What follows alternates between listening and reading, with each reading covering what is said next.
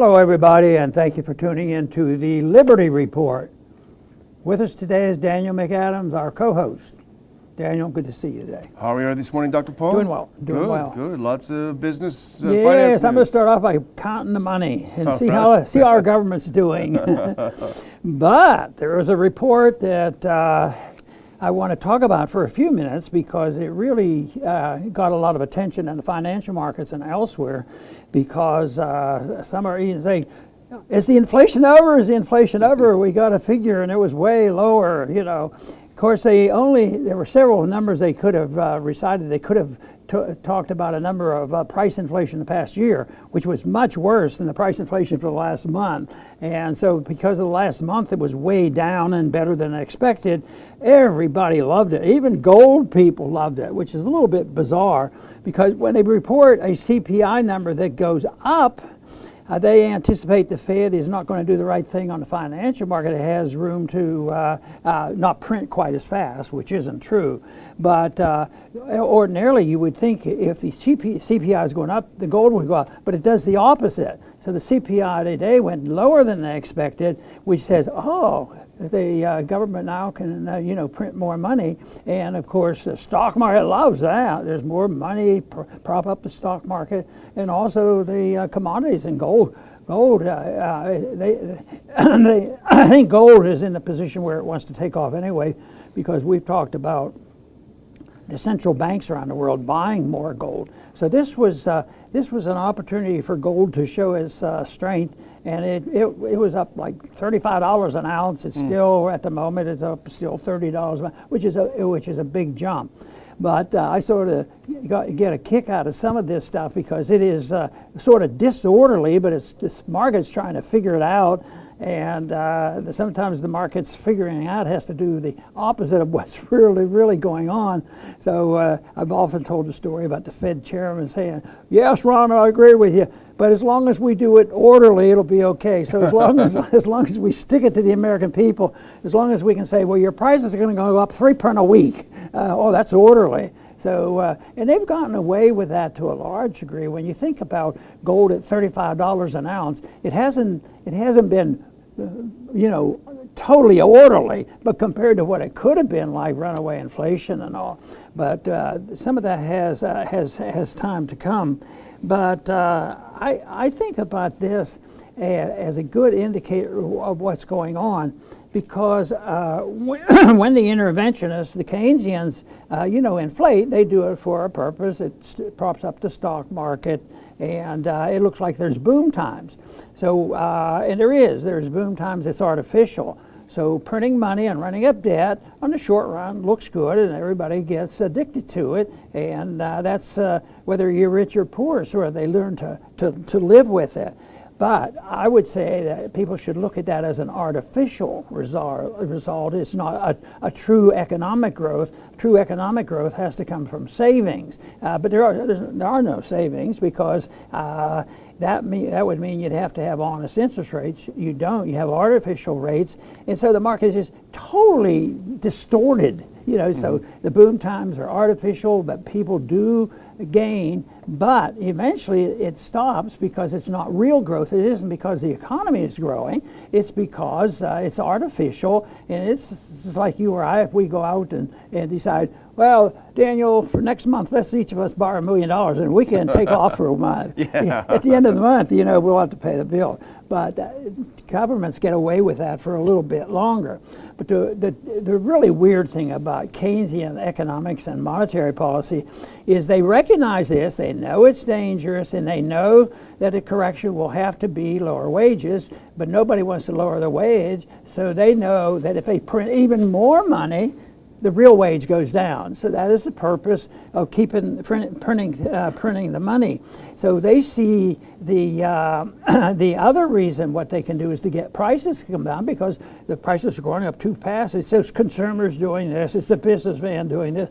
So what they do is they say the solution has to be a recession or depression. Hurt the economy. So none of it makes any sense to me. And on the short run, there's a big reception to this. It's fun and games to try to figure it out, and because there's the subjective theory of value that Austrian economics teaches, you can't figure this out. You can't say, well, the Keynesians think they can take this and manipulate it and then decide that if we do A, B, C, we're going to get this, this, and this. It doesn't work that way because, the big thing is that individuals make these decisions, and individuals should be deciding what interest rates should be, the spending, and what the producers are producing.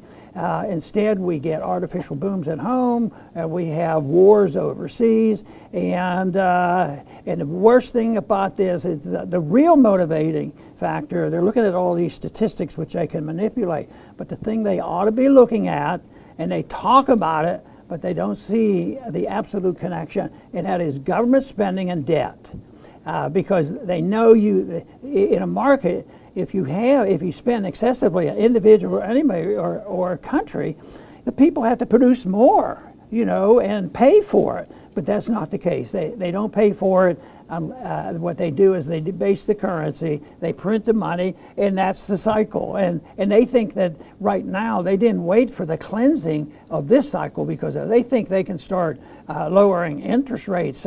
Raising interest rates. Say, I think we've conquered this. I think we've conquered. They have no idea. So most of the people who study free market economics are anticipating that we're nowhere close to saying the final bell has rung, the inflation is over. Yet today I saw some headlines. It looks like inflation's been solved here. It went down 0.1% for 1 week or 1 month, but the last year it hardly moved. It's going up 7 and 8%, and that's what the government reports. But they don't. They have a habit of not always telling us the truth, and, and sometimes they put that out there to move the markets. And these announcements, they do move the markets, but the market maybe takes a day or two. So even today or tomorrow, there may be a correction of all the anticipation of what happened today. But I, for one, I looked at this and said, people shouldn't get too excited that inflation is over. And to tell you the truth, I don't think there are very many people. It's going to be the investor who knows what might happen for a short period of time and they can make a buck. But I don't think the American people woke up and paid as much attention. Oh, CPI is down. Oh yeah, it looks my income is going to go up because prices are going down. Yay, I don't think it's going to work that way. So we'll have to keep busy. And of course, Chris and I talk about this issue each week on Friday. Yeah. And Birch Gold is always interested in talking about this too. The company that we work with. So this was interesting, and I'm fascinated because it's technical, and I reject the whole principle that I understand technical, or I have the personality for looking at the emotion, whoops, up and down like that. So I avoid that. But some people are able to do it. And there's even some good Austrian economic investors who know, they take a different interpretation, and have done pretty well. But I'm pretty old-fashioned about you have to work hard, save some money, and pay your bills. Well, much of this stuff goes over my head, I have to say, Dr. Paul, but what I'm getting from what you're saying is that we're in a period of dangerous unpredictability. It's a good time to bring in our partners, our sponsors of the show, which is 4patriots.com, the number 4patriots.com, because in times of dangerous unpredictability, when you see inflation going up and down, we don't know what's going to happen next. The one thing you can do, you can't control the Fed, unfortunately. What you can do is make sure that your family has food, your family can survive. It has generators, and the best place to get that is 4patriots.com. You can get a 3-month supply of survival food, extremely easy to prepare, and also very tasty to eat. You go to the number 4patriots.com, enter in RON as your code, and you will get 10% off your first order. And of course, all of your orders over $97 will get you free shipping and their famous money-back guarantee if you don't like it, but there's not much to not like. If you look at these pictures, you'll know what I'm talking about. 4patriots.com, enter in RON. Now we're going to go to the title topic of today's show, and this is all over yesterday. I was shocked when I saw it, and I'm very pleased that one of our good friends, Professor Jonathan Turley, who's a professor of constitutional law at George Washington University, had a very interesting take on the sudden arrest of Sam Bankman-Fried. Some people call him Sam Bankman-Fried. Nevertheless, let's put up that first clip because it really is a head scratcher, and Professor Turley really hits it on the head. He says in a piece that just came out, the Justice Department faces questions after effectively preventing Bankman-Fried from testifying in Congress. And he makes a point that, so Bankman-Fried is scheduled to appear, I believe, before the Financial Services Committee next week. He has been known these past few weeks for mouthing off about everything and incriminating himself. He can't shut up. You know, your first thing your lawyer should tell you is shut up. He can't do that. He's going to appear before the committee. He's going to get grilled before the committee. And just before that happens, boom, the prosecutors, of all people, take him up and prevent it from happening. And put that back up because I've highlighted Turley's point about this. Turley said, this is the first time that I can recall where prosecutors moved aggressively to stop a defendant from making self-incriminating statements. Obviously, normally a prosecutor says, keep going, we're getting you. Let's go to the next one from Turley's piece. And I'll just go through a couple of these and I'll turn it back to you, Dr. Paul. He says, that is ordinarily a dream for prosecutors, the fact that he keeps talking about what he's done. But the Justice Department moved quickly to prevent that from happening. At that stage, Bankman-Fried was not charged or in custody. He was not protected by Miranda or any other constitutional rules from self-incriminating statements. He said, and then he goes, some of us had already warned that he was causing himself considerable harm, damage in making such statements. This was a defendant with a large legal team facing possible criminal charges who seemed eager to speak about his actions and motivations. And I like this line. Most prosecutors would sit back, make popcorn, and watch this unfold. And the last clip from Turley is fascinating. He says, yet that doesn't explain why the Justice Department would not want to hear a full account from him before effectively shutting him down. No, he's not going to have to say anything. He's been apprised of his rights. He doesn't have to say a single word. He said, the first time I can recall prosecutors rather than defense counsel moved to effectively muzzle the defendant. Someone on the committee, someone in the House understands this. And the last clip before I send it back, Dr. Paul, is from Representative Lee Zeldin. He nails it on the head. He says, tomorrow Sam Bankman-Fried was scheduled to testify in front of the House Financial Services Committee. He was ready to they were ready to grill him 6 ways to Sunday. Now, breaking tonight, FBF was arrested. Why not allow him to first testify tomorrow and answer our many questions? That is a very good question from Representative Zeldin. I have a sneaky suspicion that politics is involved in this. You know, that is a wild estimate, but it is. And I think the Democrats are cocky because they've been able to handle the FBI and the Department of Justice, and they have a pretty good record for what they're doing, lying and cheating, you know, since 2016, and it's ongoing. And all of a sudden, they thought they overstepped, and at least the media decided, boy, the Democrats are going to get wiped out this time. You know, and all of a sudden things didn't work that way, and they've stayed involved, and they did get a boost from their friends. From Bankman-Fried, he was rolling in the dough, and he was cheating a few people, and he was passing it out. But he didn't pass it out to the Republicans. Yeah, I think a little bit. But the big money went to the influence of the Democratic Party. I think they're in a bind, you know, is what it is, because if he would have started spilling the beans or leaning toward the truth, it looks like, oh yeah, no, they're my best friends. We go out every night, you know. It might not take 4 years to get to the bottom of it, like I think they are with the use of the FBI over there. But the Justice Department, it's not reassuring. I don't think the American people are reassured. I think it's good news that with all this effort and all this power and all the bribing that goes on and all the money that's involved, that there would be nobody that would blink an eye.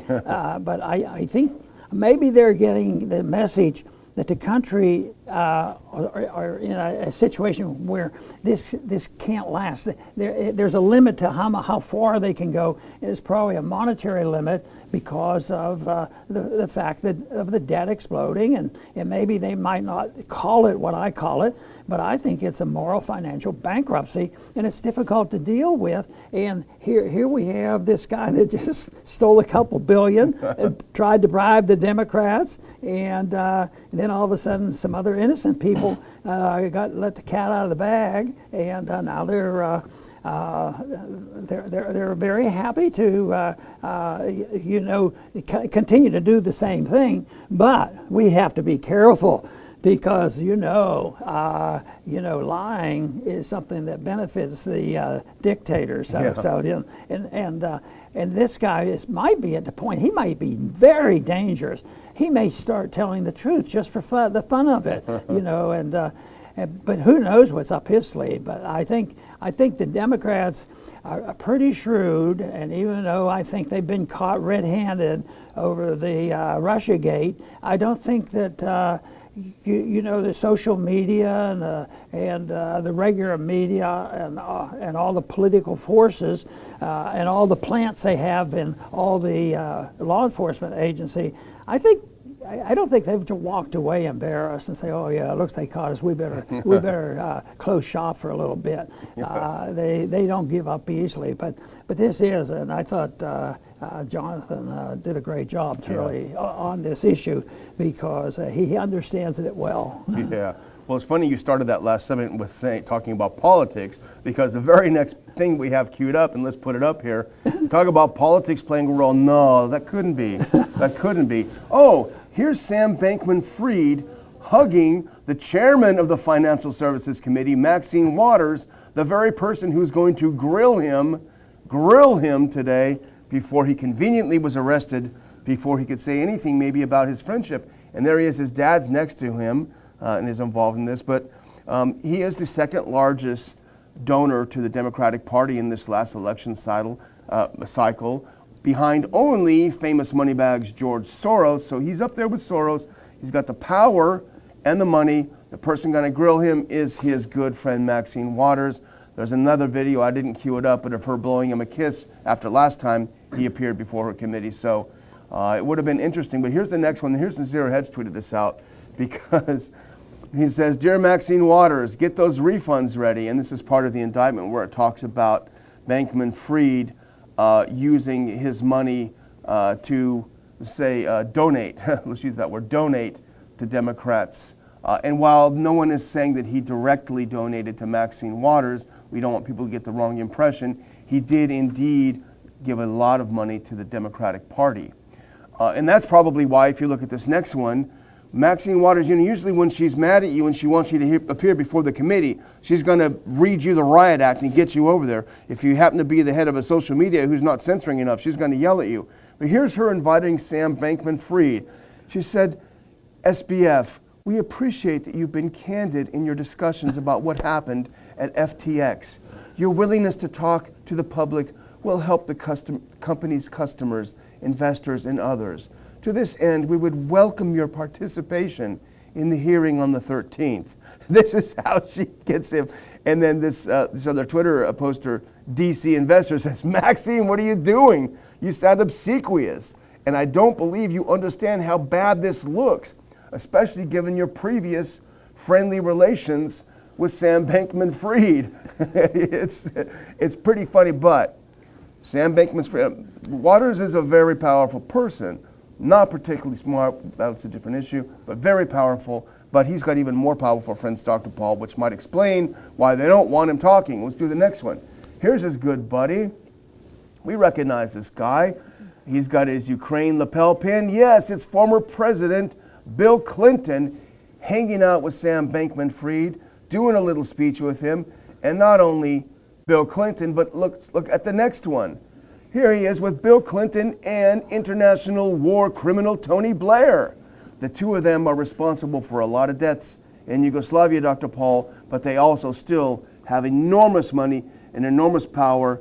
So here's Bankman-Fried looking like a homeless guy, sitting next to Clinton and Tony Blair, former British Prime Minister, he's got friends in high places, and I think that's why they want him to shut up. Yeah, that's for sure. They have an incentive. You know, when you were reading what Waters was saying and thanking Bankman-Fried, I got to thinking, you know, and they say this so seriously, and you know, when they're pathological, they do sound like they're telling the truth, and you have to pay attention unless you know what they're really talking about. But I think I thought she was the perfect definition of what I consider a nihilist is. A nihilist that has no concept of right or wrong, and they tell lies, but there's never any guilt or shame. And you could tell just her language. And, you know, she's so, you know, when she goes out there and performs as the Speaker of the House, at least we might not have to listen to that. She'll find maybe another job or something. We'll have to listen to her. But anyway, I think that is a big thing. That the American people have trouble, but they're approaching the point where they just don't believe politicians. That's you good. know? First, you assume they all tell lies, and then the people you trust and know, maybe they can start, you know, listening to them and believing them. So that's what we've been doing, you know, with journalists. We love an honest journalist that will just be a journalist. Yeah. We don't want them to tell them, you know, just be somebody that's agreeing with us. We want people to go out and get this information, and this is a problem and very frustrating, and this is one of the reasons why the fact that we don't have it. It means that our system is very sick and it's on the wane, because you just can't operate a society based on freedom and you know, voluntarism with the people thinking that lying has no consequence. Yeah. Well, there's another reason, Dr. Paul, why I think they want to shut Sam Bankman-Fried up, and hopefully he doesn't get Epstein, because he's got a lot of secrets. Wouldn't want to be him right now, to be honest with you.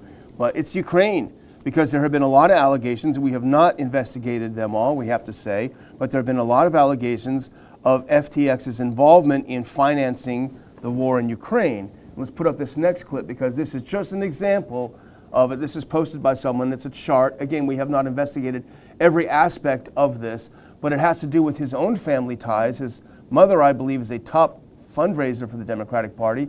And this Twitter handle, Barron, makes a good point. He says, the Biden-Zelensky money laundering scam.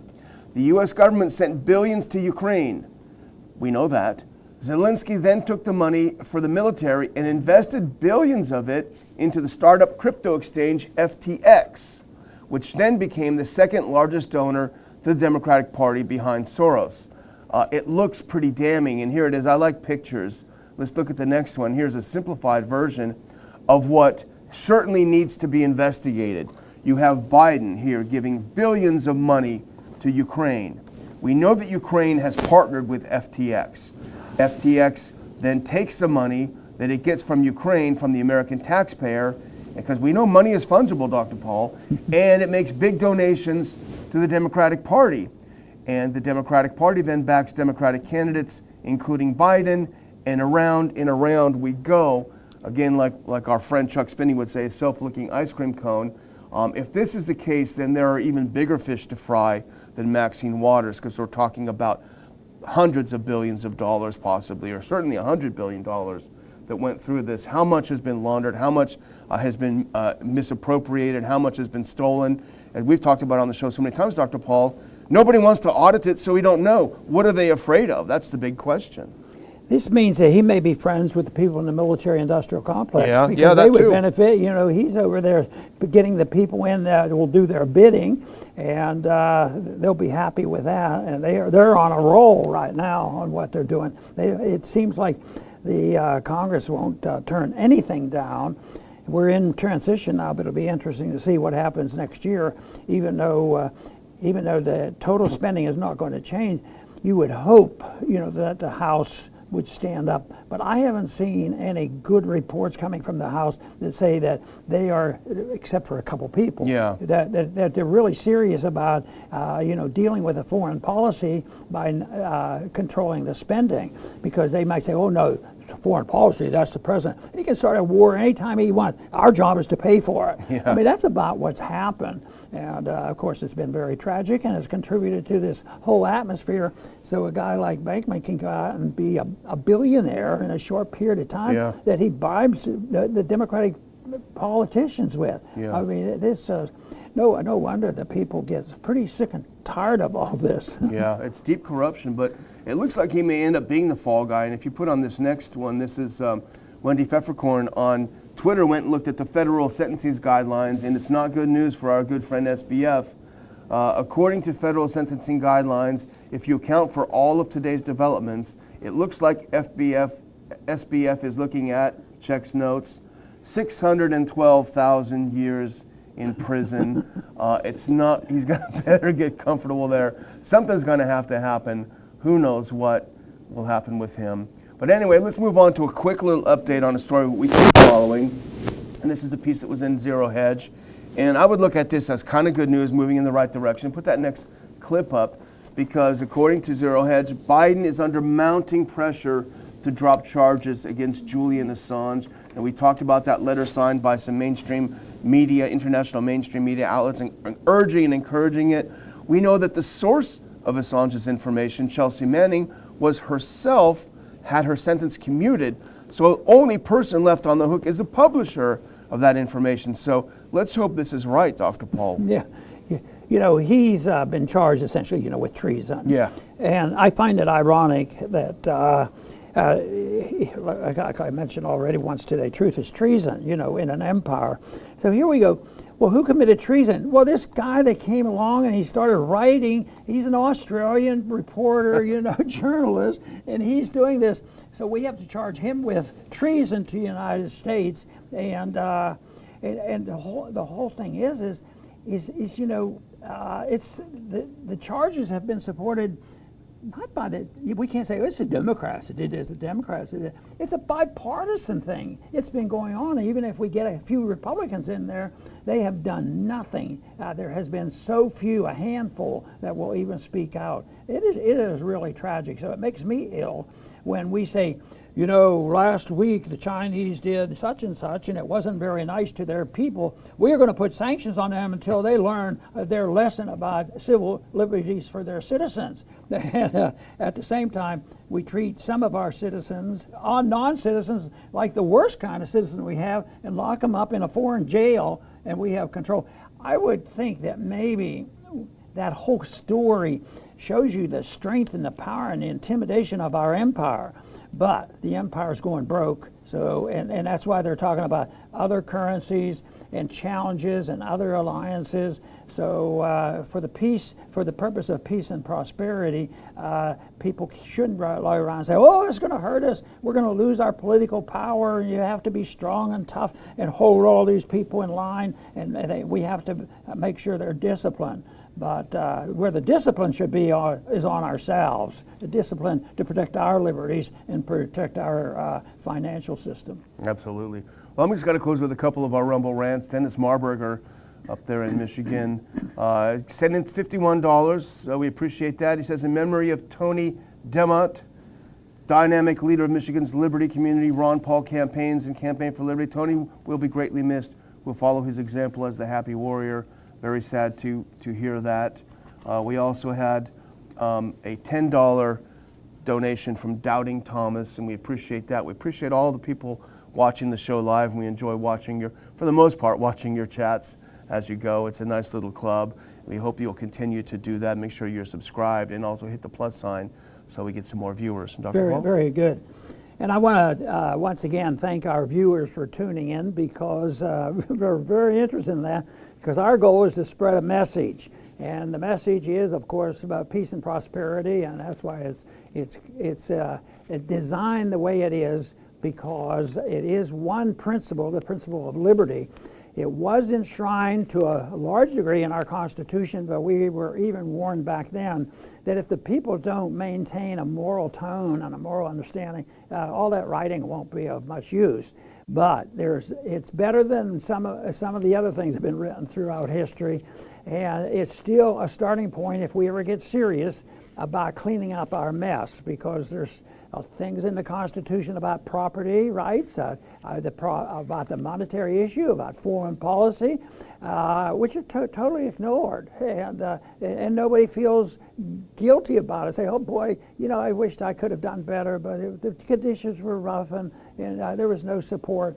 But right now, I think we are in transition. More and more people are waking up and saying, this thing is a mess. And they say, how did this ever happen? And I'm one of them that says that. How can this happen? And the people putting up with it. So when I think of what's happened just in the last 3, 4, 5 years, it's hard to believe. It's really tough on me because, I'm determined to remain an optimist. If you do the right things and work toward a free society, everybody's going to be more peaceful and happier. But right now, it's a real challenge, but it is not that difficult to do if we accept just the basic principle that we should never aggress against other people. We shouldn't lie, cheat, steal, or kill. It's been around for thousands of years, those rules, and for thousands of years, they've always been challenged by the people that I call them the nihilists, that don't believe in truth. They don't believe that there is anything like right and wrong, and that's what life has all been about. But there's been periods of time in our history when things have been much better and much more peaceful, and all we can do is present the case for that and try to convince people that we'd all be better off if we accepted those principles. I want to thank everybody for tuning in today to the Liberty Report. Please come back soon.